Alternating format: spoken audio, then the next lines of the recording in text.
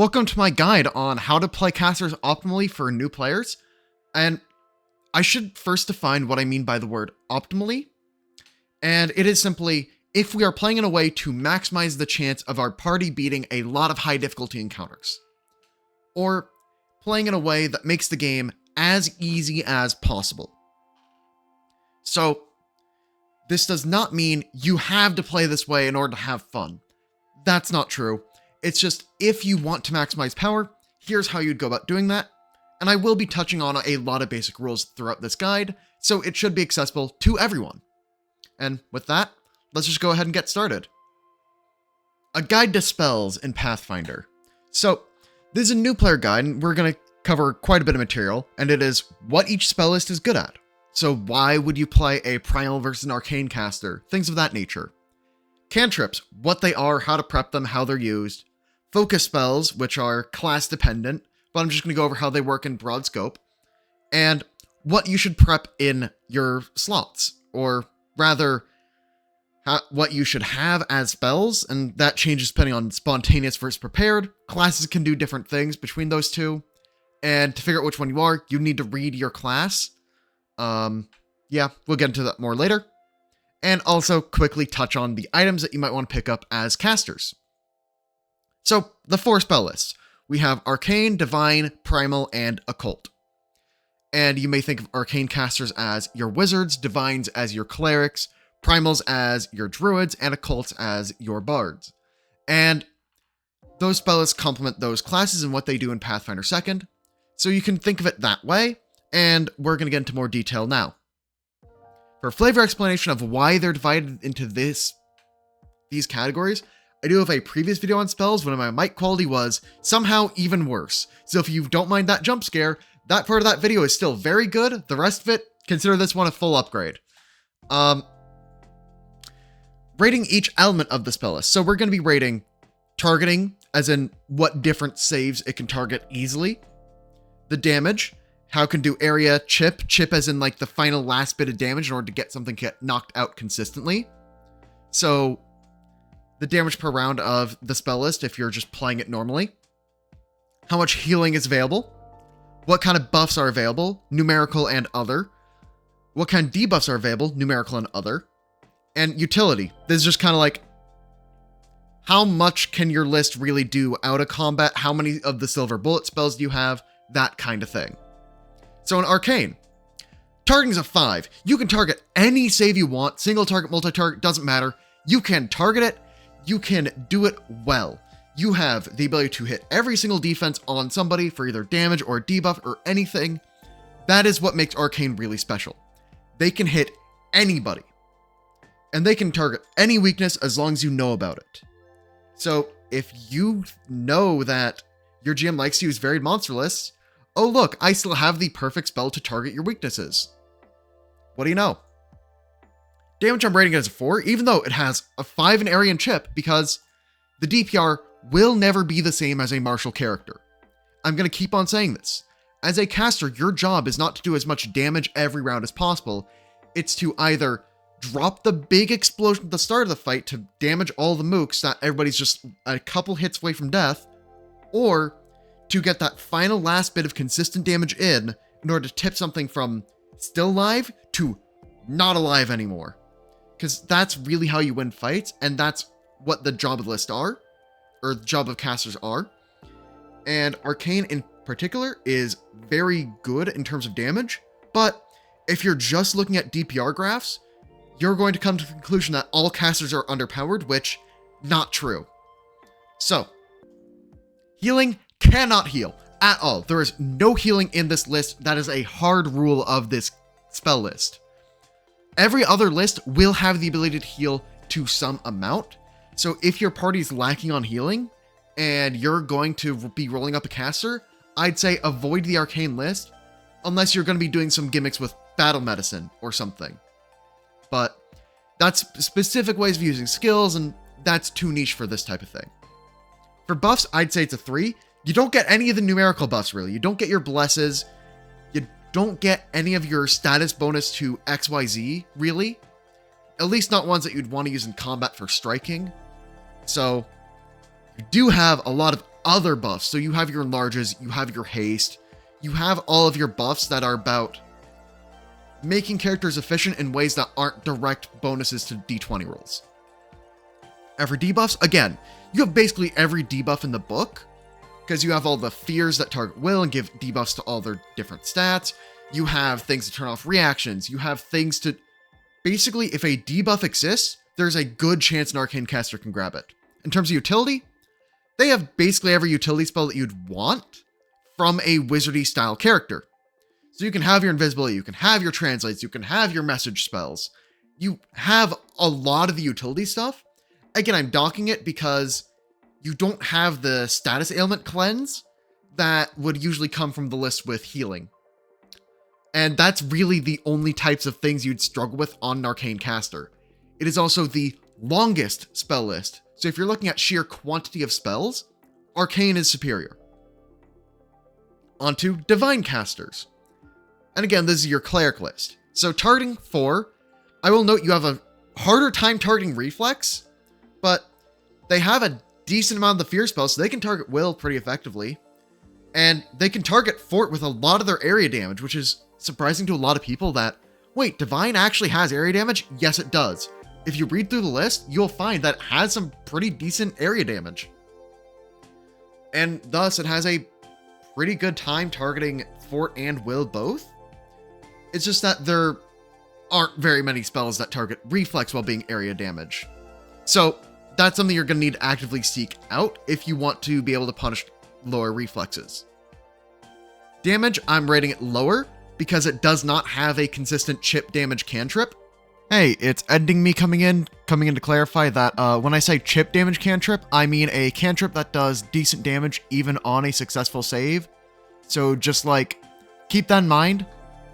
Divine doesn't have saving throw cantrips that are high damage. That's what I mean here. A divine caster absolutely can use a spell like Void Warp. That is a fort save, like basic fort save, for just a bit of void damage. But it is significantly weaker than the saving throw cantrips you would find in Arcane or Primal proper, because then it's competing with a Leshkark, which can just straight up double this damage, and be a damage type that's less commonly immune, because all undead are immune to Void Warp. So you don't have a consistent saving throw damage cantrip for knocking out enemies. But it still has pretty decent area damage with those fort targeting spells I mentioned earlier. And it doesn't have saving throw cantrips, so it's going to have weaker chip damage and weaker DPR if we're just saying, what does a normal turn look like from a divine caster? And healing? Divine is the best list at healing. Most of the time this will come from the heal spell, but you also have all the status ailment cleanse and everything else that would fall under the healing banner, which is incredible. Yeah. For buffs, I will note that they get all of the numerical buffs that you'd want, but they don't really have a lot of the other types of buffs that you'd be looking for. Like, they don't have your enlarges, they don't have your invisibilities, but they have bless, they have heroism, they have all these things that give +1 status bonus to whatever, and that's really where you'd be looking for Divine's buffs. And for debuffs, they have a pretty good variety, not as much as an Arcane or Occult caster though. So Divine is a pretty general, broad, good list. Just note the DPR is a bit lower, and you can get to where you need to go with Divine pretty easily. Stand out as healing, lower damage than other lists. That's really the summary. Primal list, I'm going to start speeding up because we've seen a lot of this stuff before. Targeting, pretty much the same as Wizard, but very hard time targeting will. You basically have normal fear as your good will targeting spell, and that's it. You have a very hard time targeting that specific defense, but you can target Fortune Reflex very easily. So I rated a 3.5 because, well, you're still picking between two pretty commonly one's low, the other's high saves. Because you have big brutes, they have lower reflex, soldiers tend to have lower reflex, skirmishers tend to have higher reflex but lower fort.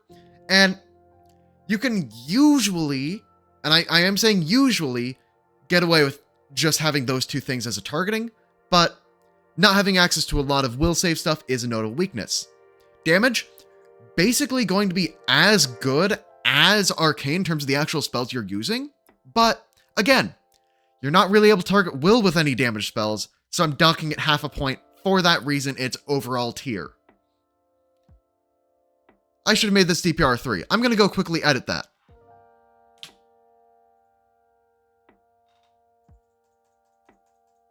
Anyway, that's better. Back to where we were. Healing, 4.5. It won't have the resurrections of the divine list in a lot of cases, but you basically have the rest of the healing kit. You have a decent amount of the buffs. Again, not much on the numerical side, but you have a good amount of the other buffs. You have the haste, you have the invincibility. You don't quite have as much of it as the arcane list does, if I remember right, but you can play a decent amount of buffs on a primal caster. Debuffs, you don't have many of the numerical debuffs, but you do have quite a bit of the other stuff. That's also not what I like. I'm going to change that down to a 4. Reason being, again, they don't have any of the will save targeting debuffs other than Fear. Like, exactly the spell titled Fear. So, that's going to be an issue for them, but they have Slow. And honestly, that's good enough in a lot of cases. And utility, it gets you to where you need to go, just like pretty much all the other lists. Play a primal caster if you want to have both healing and damage. That simple. It is the one for the people that just want to heal and damage while having other caster utility on the side. Like, it's great. A lot of people say primal is the strongest list, myself included, because of the utility of just, I have the healing, I have the damage, and I have slow when I need it. That's kind of all you really need from a list, and it gets you there really easily. Occult, targeting, you have a hard time targeting anything that is not will, and that's the summary of Occult, because it has a lot of mental effects. Damage is going to be, I'm going to say even lower than Divine, because Divine has its area damage spells that Occult just kind of doesn't. So I rated it a little bit lower, but you can still seek out some amount of damage. It's just not going to be a thing you're ever great at. Healing, I'm going to rate it as a 4 because you're relying on Soothe rather than Heal, but honestly, if you're looking at a combat healer, it will get the job done. Buffs, has every buff. Debuffs, has every debuff. Just, that's its gimmick. If you want to affect things in ways that aren't damage, Occult does it, period. It will be able to do it. And that's the gimmick. And yeah, great utility. Has basically everything you'd want from a utility list. And there's my big summary of the different types of casters. So, in summary, Arcane, damage and debuffs. Divine, buffs and healing. Primal, damage and healing. Occult, buffs and debuffs. And I have other notes up there. You can go ahead and take a screenshot of this when you're deciding what kind of character you want to play. This is the broad summary. Just note, all the lists are at least good. And honestly, in the comment section down below, I'm probably going to have some people arguing with me that Divine isn't that good. And I'm going to say I think Divine is actually the second best list, and I'm going to let people scream at me in the comments. Opinions can differ. Some people will say that Divine has no damage, which has not been true for months, because you have consistent cantrip damage from Needle Darts and Divine Lance now, doing spirit damage. And you also have consistent damage from area spells. I'm just going to put some on screen. Divine's fine now, guys. You can stop complaining about Divine's damage. Alright, so now I'm going to begin my section on how to read spells. So I'm going to start with a pretty simple example. Fireball. And so let's just take a look at this and break down what each of these things mean. So you have the name of the spell on the top left if we're looking at Archives and Nethys, and the rank of the spell on the right. You need to have this slot or higher in order to be able to cast this spell. So, to cast Fireball, you need a slot of 3rd rank or higher. It has traits here. You can see Concentrate, Fire, and Manipulate. So Manipulate means that it'll trigger reactive strikes. Concentrate means you can't do it while Barbarian raging, basically. And Fire, because it's a fire effect. It's on fire. It's Fireball. Source, which is what book you can find it in. Traditions, these are what spell lists it's a part of. You notice Arcane and Primal. Those were the ones I listed as the high damage lists. And so those are the two that get Fireball. Easy enough.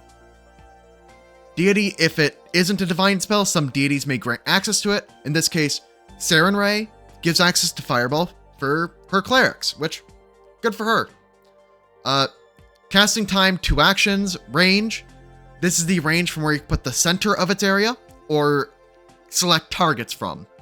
So in this case, within 500 feet, you place a 20-foot burst, and 20-foot burst means 20-foot radius sphere. Place that down. Defense, basic reflex, and you can look up what a basic save is. Basically, no damage on critical success, half on normal success, full on failure, and double on critical failure. You can see the description here. Just says the amount of damage it deals because Fireball is a very simple spell. And then a hidden line text here, and I have entire rest of the slides about what hidens do. What is hidening? Some spells have an entry below them that'll list a spell rank or a plus number. So let's look at Fireball again as an example. You can see Heiden +1. And what this +1 means is every +1 spell rank beyond its base rank of 3, you get 1 extra heighten worth of power. So if you were to cast this from 4th rank, you'd take the 6d6 here, add 1 to it, and that's the 2d6 extra damage. Then from 4th rank, it'd be doing 8d6s of damage. And here I want to take a quick side note because we're on the topic of exact damage numbers. The damage of spells, I'm going to zoom in. The damage of spells here may seem lower than what you would expect coming from 5e, because 5e had its Fireball deal 8d6s of damage, and it could nearly one-shot things. That's not the case of Pathfinder 2 spells because the game is expected to be balanced even when characters have full resources. So you aren't expected to just solve problems because I burnt a resource. That can make a problem easier, but it will not fully solve them. And Fireball, still very worth it because when a bunch of lower level enemies are around, and you Fireball in the middle of all of them, they're likely to be either failing or critically failing their saves, and taking a butt ton of damage. So, damage may be lower than you'd expect, but yeah. And if I were to cast this Fireball from 5th rank, it'd then be 10d6s, because I hit this Heiden twice. And the +1 means I can keep on heidening it up until I get to the 10th rank slots where I'm heidening it 7 times above that original 3rd rank level, and dealing an extra 14 d6 on top of the original 6, dealing 20 total d6s. Yeah, that's how heidening works. So, that's the Heiden +1. +1 spell rank, +1 Heiden worth of power. 2d6 more damage. There's Heiden +X, which is just Heidens with numbers other than 1. So like for days, every 2 spell ranks, you get to increase its damage. So 2nd rank days doesn't do more damage. 3rd rank days will have an extra d6. Every +2 spell rank, you get 1 Heiden worth of power. And you will see this Heiden number occasionally show up on other spells. If it is a plus, note that means every this many ranks beyond this one, beyond its base rank, you get that little bonus. Then there's also Heiden to a level. Like Slow has Heiden 6th of getting a bunch of targets. So you can cast at 3rd for 1 target, or 6th for 10. Casting at 5th rank doesn't give you like 2 targets or whatever. No. It's exactly 3rd rank and exactly 6th rank that do interesting things. Casting it at like 8th, still just the 10 targets you had at 6th. So there really isn't a point to casting something from a higher level slot unless it has a Heiden effect.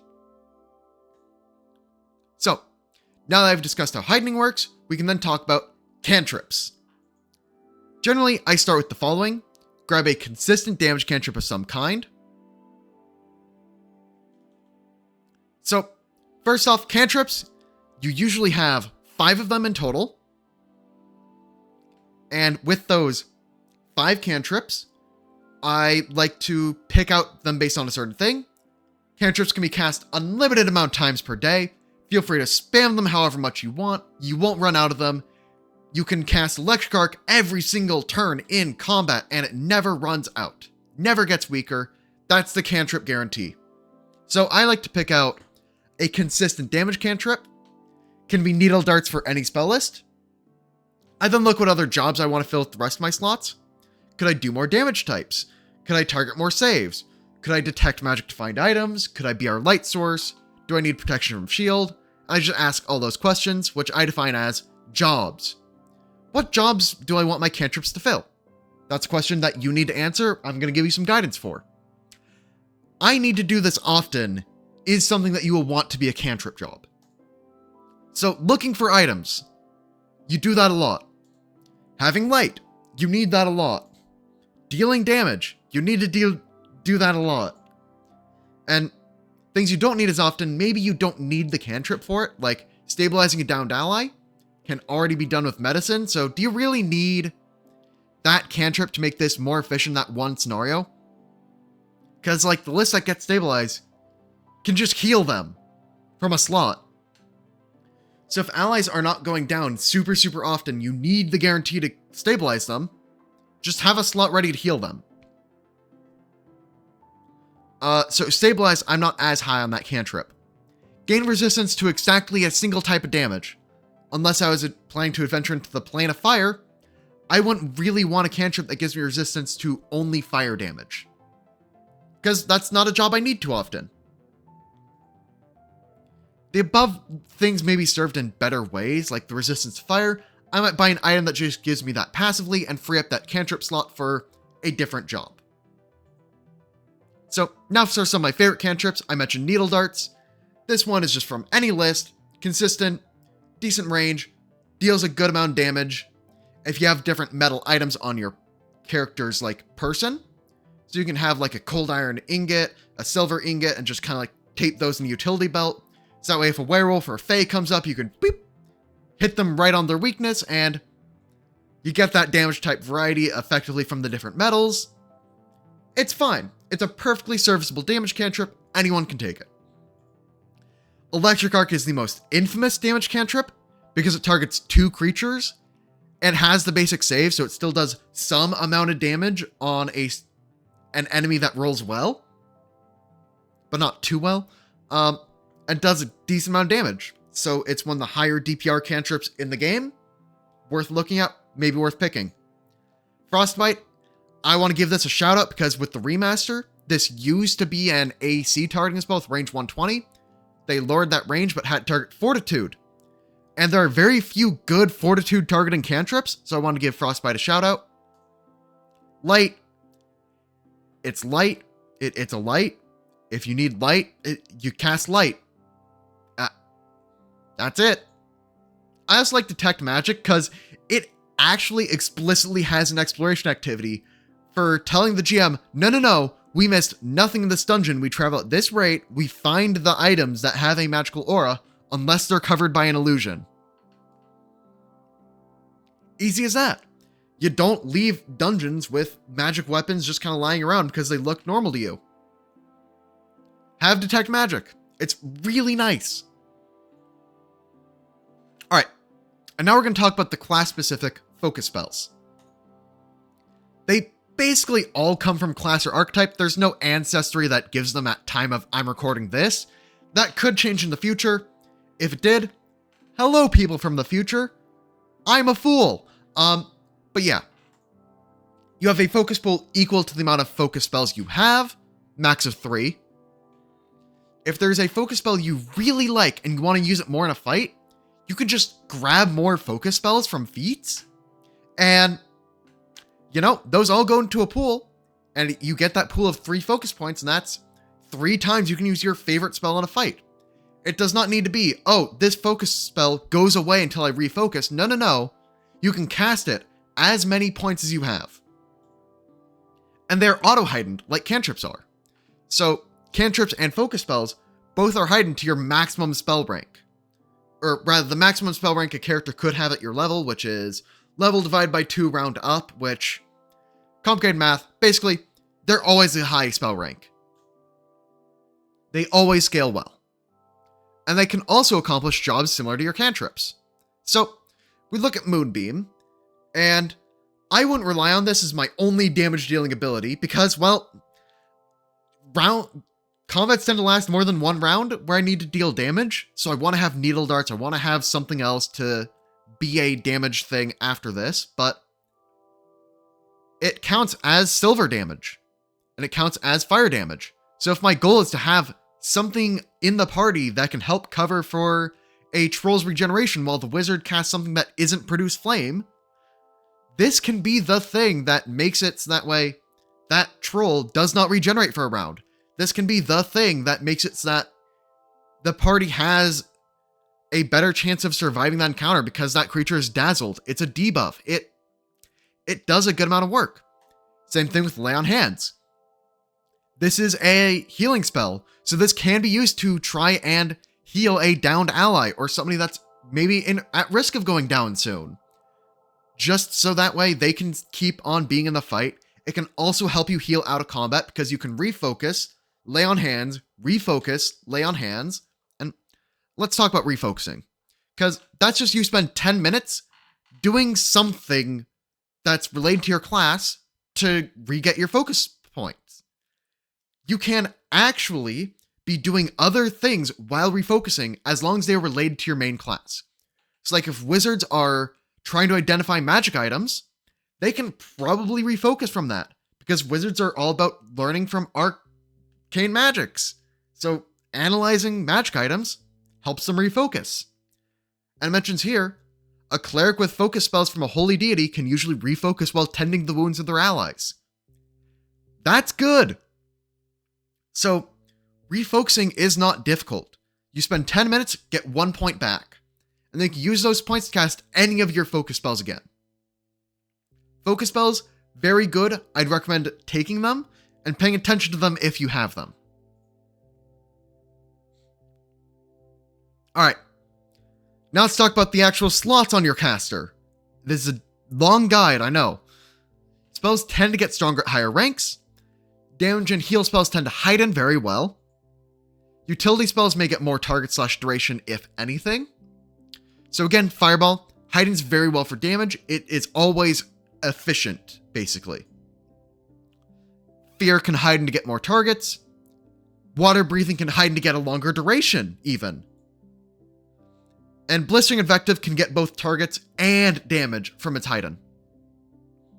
So, heightens can do a lot of different things, and that's just to demonstrate higher rank slots are more valuable in a lot of ways. And so, I have some general guidelines of what slots to put things in. I'd recommend keeping all your major damage and healing in your top third of spell slots. Health tends to scale linearly. Lower rank slots will not keep up with those growing HP pools. For example, a heal of first rank does 12.5 on average when cast for 2 actions, and that means nothing when your characters have 100 HP each. It's likely not even worth the 2 actions to cast it. Like, lower rank damage and healing spells do not do very much. So I'd recommend if you want to have your healing and damage have big impact in fights, keep them in your top third of slots. Because that way you're at least 70% effective as compared to like the maximum effectiveness you could be, which is perfectly acceptable. That's just a guideline. You can have lower rank heals with the idea of if somebody is knocked out, I can use my first rank heal so that you're not using a cantrip on it. Because later in the game, your lower rank spell slots, actually you can start treating them like one use cantrips so that you can have better cantrips, which is kind of funny. So I just avoid rank 1 damage spells just like in general. I think they're all kind of bad. Because if you look at something like Breathe Flame and compare that to Electric Arc, you're barely losing any damage and Electric Arc has more target variety. I don't like the rank 1 damage spells, like at all. Force Barrage gets a pass though for just being so good. Its skipping accuracy check is just really nice in boss fights, can finish something off. Good spell. Yeah. There are maybe like a couple good ones, like, I don't know. Horizon Thundersphere can be playable, but generally I'd say avoid rank 1 damage spells. I just don't like them very much. I like cantrips more. So what do we do with those lower level slots then? You pick up utility spells. Third rank slow still decimates bosses even at level 20. And Laughing Fit still turns off all those reactions that a target may have.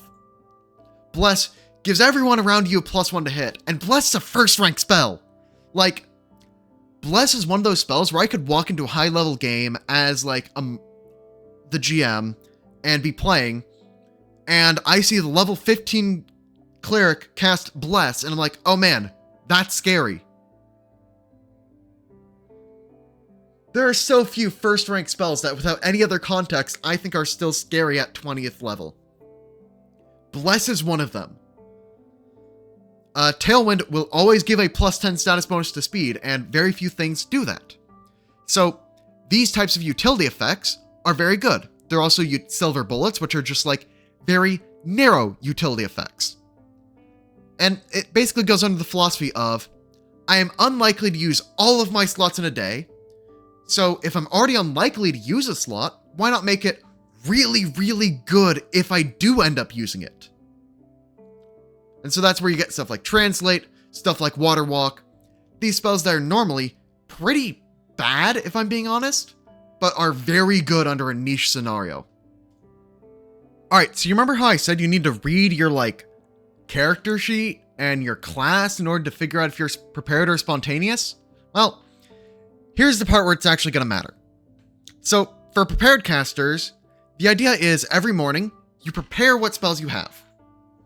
You prepare exactly what is in each slot. You also prepare your cantrips each day, but you know, those don't go away. You cannot change what's in each slot after daily prep unless you're a specific type of wizard. You can prepare anything from your spell list unless it's uncommon or rare, or you're a spellbook caster. Once you cast a slotted spell, it is gone. So if you are like a first level, let's say cleric, and you have 1 bless, 1 magic weapon, or 1 runic weapon rather, because that's the remaster name, and you cast that runic weapon, you can't cast runic weapon again. You only have bless left. Well, and all the heals you had from being a cleric, but the point is, you can't just convert the bless into a magic weapon or vice versa. You prepare exactly the spells you are going to cast within the day. And that is the trade-off for being able to change out your entire spell list every day. So in actual play, the benefits are, if you know the party is going to a graveyard tomorrow, you can prep extra heal spells to beat undead, because you know a lot of undead have weakness to vitality damage, so let me just grab a bunch of vitality spells. Easy. And you can just have a great time based on that. You know there's an aquatic arc soon, so you prep Water Walk. Just in case, you know, somebody goes overboard, you can then walk out there, pick them up, bring them back. Easy. The bad downsides, you can run out of exact spells. So like, if you're playing a druid, you can easily run out of things like heal if you aren't actually prepping a lot of heals. You can prep a spell several times in several different slots. So something I see from a lot of like druid players is, if they're, let's say, having 4th, 3rd, 2nd, 1st rank slots because they're level like 8 or so, they'll put a heal in at their 4th rank slots and a heal in at their 3rd rank slots. And so that they have 2 heals in the day, and they have 1 big heal and 1 lesser heal so that they still have room in both slots to be able to do whatever they wanted. But it is something you actively need to think about of, how much am I actually the healer for the party? How much am I actually a damage dealer? How much do I need to evaluate my debuffs? And it requires a lot more consideration to make sure you don't run out of those things. Very possible, very doable. Like, I do not think prepared casters are as hard as a lot of people give them credit for, but I'm not going to say they're super easy to play well. You can play a prepared caster, have a good time. It's not that hard, but if you want to play them perfectly, that's pretty difficult. And you need knowledge of more spells in order to play optimally, because optimally means that you are knowing which utility spells you should bring in any given day, and you're swapping out a lot of your lesser used utility spells based on the types of things you think you'll encounter. And if you're doing that, there's an argument for prepared casting being the stronger form of casting. It's just that that's a lot of cognitive load for a lot of players. And I have no judgment if you are like, I came here to play a game, not a spreadsheet simulator where I learn every single spell that I can possibly cast. I get it, okay? I get it. It's still perfectly acceptable. Just, prep spells that are generally good, and note, they go away after you use them. Spontaneous casters are the version that is like, okay, you can't change stuff out, but you can cast things a bit more freely. You make your spell list at character creation, and I air quotes are in the camera frame for those of you that are audio only, because it also changes when you level up, because you swap out one spell when you level up, or retrain using like a week of downtime per spell. So it's pretty difficult to swap out your list overall. You can only cast spells of the spell rank you learned them at. So if you learned Fireball as a 3rd rank spell, you can't just cast it at 4th rank. You can cast 3rd rank Fireball with that 4th rank slot, but you won't get any of the hidden effects. Unless you pick it to be a signature spell, because every spell rank, you get to mark a signature spell. And the signature spell is allowed to be cast at any spell rank you could in theory cast it. So for example, if I learned Fireball as that 3rd rank spell and made it my signature for 3rd rank spells, I can then Fireball 4th, 5th, 6th, etc. ranks without needing to learn Fireball exactly at every single one of them. Signature spells can be upcasted or downcasted as long as it is valid within the slot you're putting it into. And your spells don't go away after you cast them. They're still on your known list. As long as you have the spell slot, you can cast them. So this will feel more familiar to 5e players. The thing that isn't as familiar is, oh wait, I have to specify which ones I can upcast or downcast freely, as opposed to 5e, which had a far smaller list of spells, had hiding be weaker, and then just said, everything got hidden, just whatever. So in actual play, you don't need to pre-plan how many heals versus how many fireballs you have.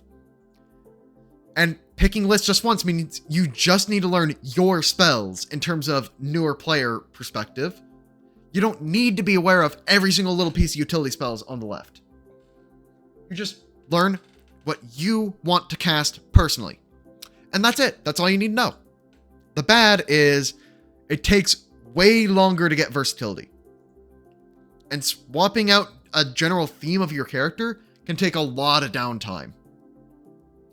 So for example, if you were a fire character and you want to actually change your signature spell 3rd rank from Fireball to Lightning Bolt because you want to have a lightning something for your character, a week to get rid of that Fireball, a week to repick that Lightning Bolt as your signature spell. So that's 2 weeks to adjust your character for something a prepared caster can just wake up and do.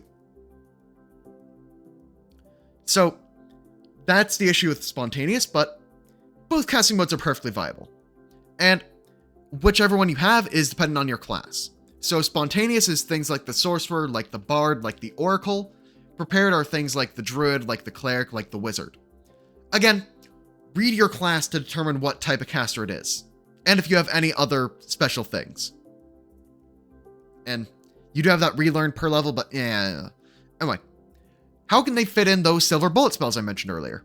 Well, as we discussed, the higher rank slots, that's where a lot of your numerical spells are going to be. Your fireballs, your heals. Or your massive like buffs or debuffs for the level, whatever. Those are your big important like general use, big giga, heal, damage, whatever spells.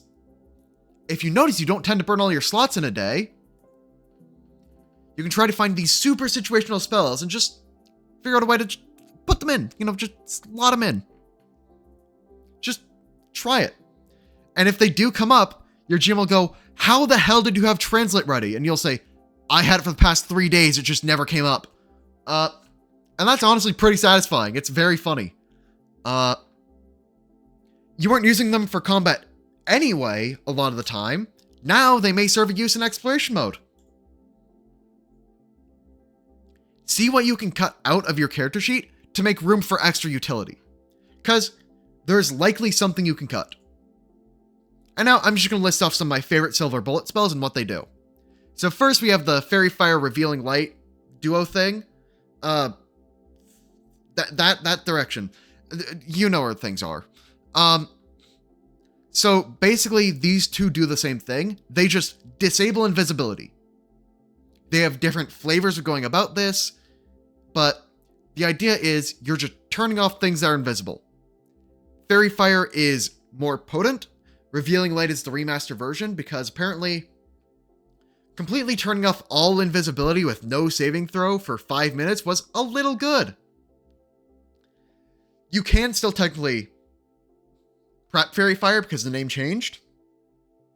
But yeah, both of these spells pretty much exist to disable invisibility. Revealing Light also dazzles, but I'd mostly prep these as this is my way of dealing with somebody that is invisible. Translate, as I mentioned several times, it just lets you understand another language. At upper rank, it lets you completely remove a language barrier. Just 4th rank slot, language barrier no longer exists, let's have a conversation for an hour. Helpful steps. Oh no, there's somewhere high up we need to go to. Let me use my 1st rank slot to get a 40-foot tall staircase going directly there. Hilarious. Also, if you have a range character in the party, you use this to give them like a nice high-level sniping tower. So 1st rank spell, go gadget sniper tower. Have the archers start to run up the staircase as they're shooting people. It's great. Love helpful steps. Very fun, very balanced 1st rank spell because it's 1st rank. I'm keeping on saying that until people realize how disgusting the spell is. And then Fashionista / Restyle. Both of these spells kind of do a similar thing of you change out your clothing. Again, not a thing that comes up often, but it can be very funny. And that's the goal here with these two. Illusory Disguise. You might not need to disguise yourself every day, but if you need to do it, you really need to do it. And just having it available is really nice. Laughing Fit. A spell that disables reactions, available for arcane and occult casters. There you go. Water Breathing. Does what you think it would do. Water Walk does what you think it would do. And all these spells make great candidates for scrolls. So now we're going to talk about items. Scrolls are single use. You just need to have your spell on your list, not even necessarily in your spell book, not necessarily known, just on your spell list. You have a scroll. So, for example, if I was a level 1 wizard and I had a scroll of Fireball, I could still use that scroll. You just hold the scroll, use the proper actions, boom, you do the effect. And you can have a bag full of these silver bullet scrolls to just kind of say, oh, we're in an exploration challenge where there's a language barrier. Let me pull off my little backpack of scrolls, dig through here. Oh, look, a scroll of Translate. I cast it. Scroll of Translate, very funny. Have it in the bag. Have a lot of these scrolls in the bag that are out of combat uses. When you're just high enough rank to the point where you can afford the gold, have the party pitch in, because then it's like, you always have the exploration spell you need. Oh no, we have to go through this hot area? Would be a shame if we had resist elements. And you can really start to invalidate a lot of problems that would happen just because you're prepared. You have the right spell. You can do this as spontaneous or prepared. Scrolls are the same for everybody. Wands are for things that you want to do at least once per day. Staves, actually I should go a bit more into wands. Wands, you hold them, you cast it, and you can try and cast it a second time, but you run a 50-50 chance of breaking your wand permanently. Wouldn't recommend it. So basically think of wands as, if I want to cast a spell every single day, then yeah, get in a wand.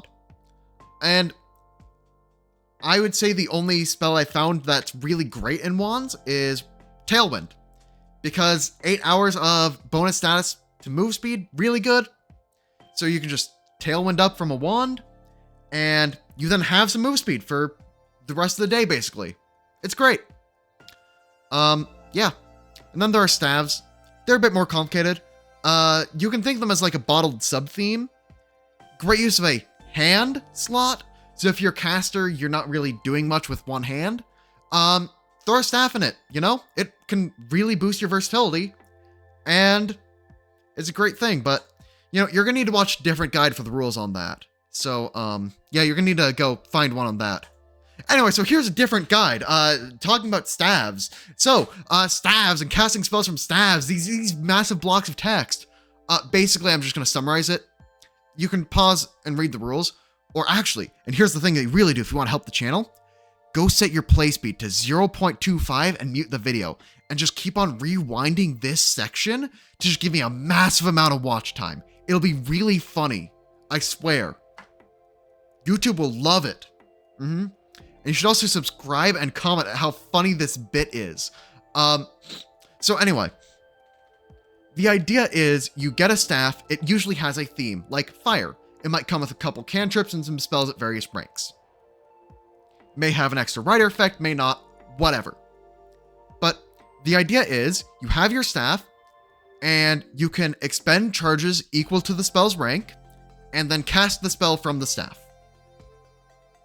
The amount of charges in your staff is baseline, equal to your, well, maximum spell rank you can cast, which includes cantrips, I'm pretty sure, but you can double check the rules on that.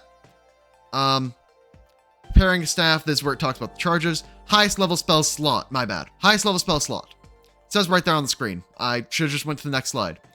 And they work a little bit differently for prepared and spontaneous. Prepared casters at the start of the day can convert a prepared slot into charges in the staff, which is actually pretty useful. Yeah.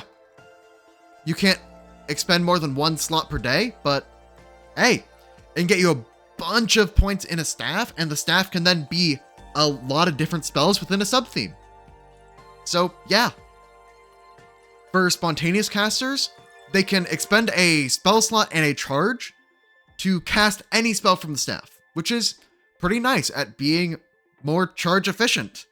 And if you have the slots to spare, it then basically acts as an extended spell list, which, you know, also pretty nice. Different for both, useful for both. All right. Now we're at the part that'll make some people actually mad, where I talk about the spells I think are just blatantly very good, to the point where, why would I pick anything else for this job? So, Fireball will not make an appearance because there are other reflex damage spells that can easily argue as being better than Fireball at a lot of spell ranks. So these are going to be the things that are actually really, really good. Synthestasia. It's a 5th rank spell, sure, but Clumsy 3 for a pretty good duration if somebody fails a save is absurd. That is a -3 to AC on a stick. That is nutty. It is occult only, but oh man, if you have Synthestasia, you should be using it. It is disgustingly good. And has other downsides as well. They're also really, really bad, but Clumsy 3, absurd. Heal. It is the best healing spell. And it comes down online at 1st rank. You could just keep on upcasting it the entire game. If you're a spontaneous caster, heal as signature. Bang, done. You don't need to prep any more healing spells for the rest of your life. You are done. You have healed. You're good. It can be your quick, easy, stabilize somebody for a single action. It can be 2 action, big burst heal. Or it can be 3 actions, area damage for undead and heal all my friends. It is perfect. The idealized healing spell. Soothe. The heal at home. If you're an occult caster, you can pretend you have heal. And that makes it one of the best spells in the game, because worse heal, still pretty damn good. Slow. So, you know, bosses tend to have, 3 actions. If they have 2, they're a lot less scary. Slow's a very good spell for that reason. Bless. It's a +1 bonus for all of your guys if you're in melee range. You're just making it so that your entire group has +1 to hit. Really, really strong. Runic Weapon. If you are before striking runes, this is the best damage spell. You slap this on a fighter with a greatsword, and oh no, they're doing 2d12 plus 4 damage at level 1 with an additional +1 to hit. Very few things survive that. So, Runic Weapon, very strong. There's also Runic Body, if your main damage dealer is something like a monk that uses unarmed strikes. There's a version of Runic Weapon for unarmed strikes, and is available to every tradition, which is very funny. Tailwind. I mentioned it before, but there's really nothing else that gives a status bonus to speed for that kind of duration, and it makes it just like a really, really good spell, just generally. Should note, other spells are still good. Pick what you like. Those are just ones that I think are pretty overtuned. I might even forgotten some bangers. Let me know in the comment section down below. Read your spell list and try to figure out what you want to use. This is not the end-all be-all of you pick exactly these spells to be good. Read your spell list. Think about what jobs you need to fill. Think about targeting all the different defenses. Just read your spell list and think, when would I cast this spell? If the answer is, maybe as a version of Fireball when the enemies are resistant to fire, is that enough to justify it? Because you know what? It still might be. Think of the jobs. Some spells did not make the cut simply because other things exist within their niche so that they aren't as high above the rest of the spell lists. So, read through your list. Think about what you think is good. Fireball's at 3rd rank, but Crushing Wave and Lightning Bolt are also AoE 3rd rank spell with reflex save. So a lot of other things can do a Fireball job. Mind you, maybe none of them do it as well as Fireball, but there are still other Fireball-like spells that exist. So, yeah. That's it. Here's the end card. Again, like and subscribe if you want to see more guides. A lot of my stuff tends to be for more advanced players, but I felt like this is an important one for people that are trying to get into the game to send off to their caster players of, this is the ultimate strategy guide. Watch this, you'll understand it, and you'll be able to make decisions. And if I talk too fast, put me on a lower speed. Because you know what that means? That means more watch time for the algorithm. If YouTube sees, oh, he got an hour of watch time on his 45-minute video. Anyway, yeah, that's it. Have a good one.